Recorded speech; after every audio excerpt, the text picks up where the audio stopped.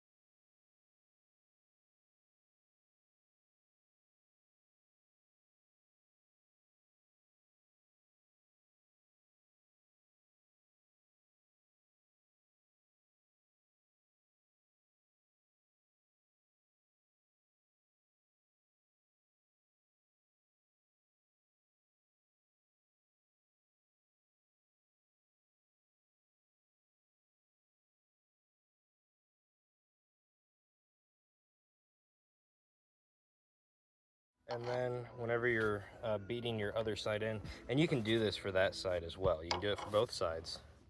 Just stick a socket over here, make sure it's big enough. So this is a 22 mil.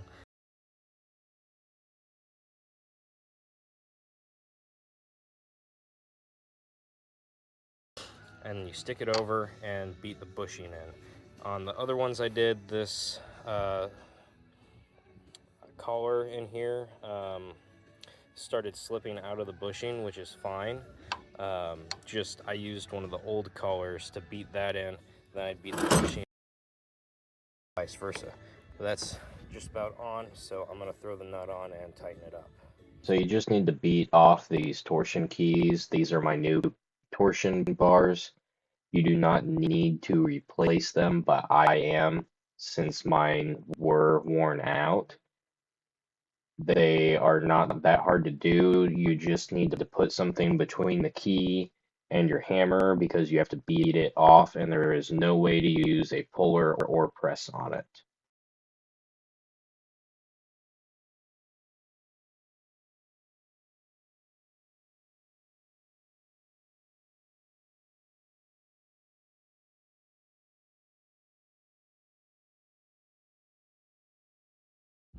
Okay, so let me zoom out here.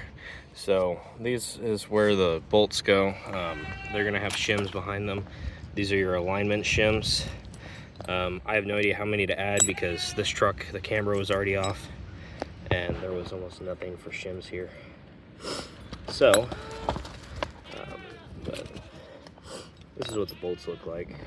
So, no big deal. You can just order some auto wheel and body alignment shims. They're pretty cheap. I think I paid 20 bucks for this set, and it's got a whole bunch of different thicknesses in here. So this is my new arm, this is my old one. So whenever you do yours, if you don't have an extra truck or extra arms like I do to steal these rods from, you will have to take these off, separate the bushings like I showed, and then you can put that rod in here.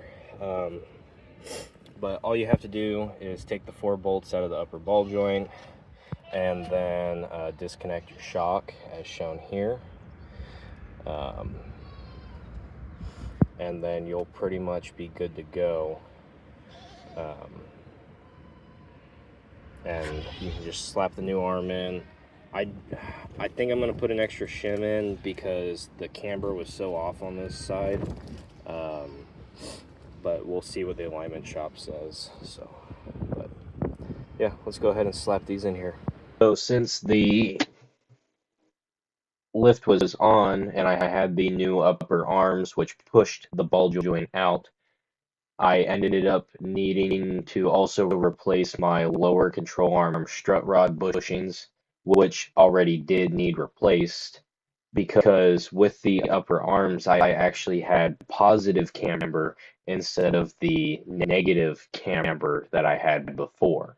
So that required a little bit of extra work and some welding.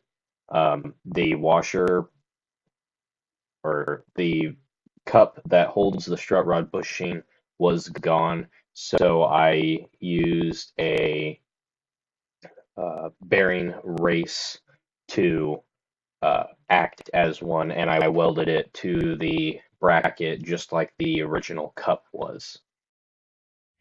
Alright, so making a video about how to replace the strut rod bushings. So as you can see, I already started loosening this. You're going to need a 24mm wrench. There's another one over there. And then these look like maybe a 19 or 22. But I think you should loosen these first because these are what's keeping the whole rod from rotating. So get this loose, off, loosen these, and then I think it'll come out. But we'll find out in a few minutes.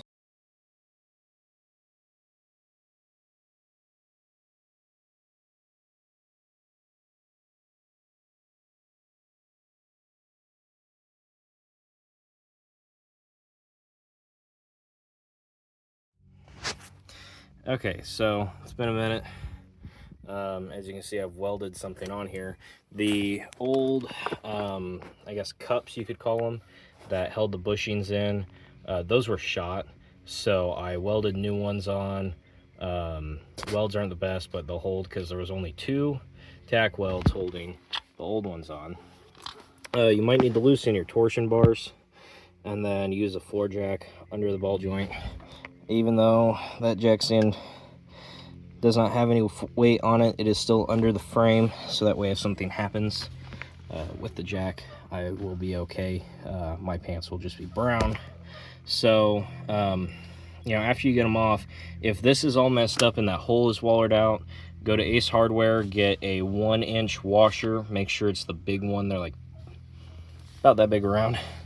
And then there is a bearing race, part number LM67010, and it fits these bushings perfectly whenever you tighten everything up. So yeah, I'm just installing it right now, and it did fix my camber issue. Okay, so with those new bushings, my camber issue is completely gone. I am running 0 shims, and the camber is just slightly negative how it's supposed to be. So I'm going to call this an absolute win. I hope this video ends up helping someone. It's not the best quality, but I'm working with what I got here. I didn't record as much as I should have, but it's a shorter video to maybe help someone out.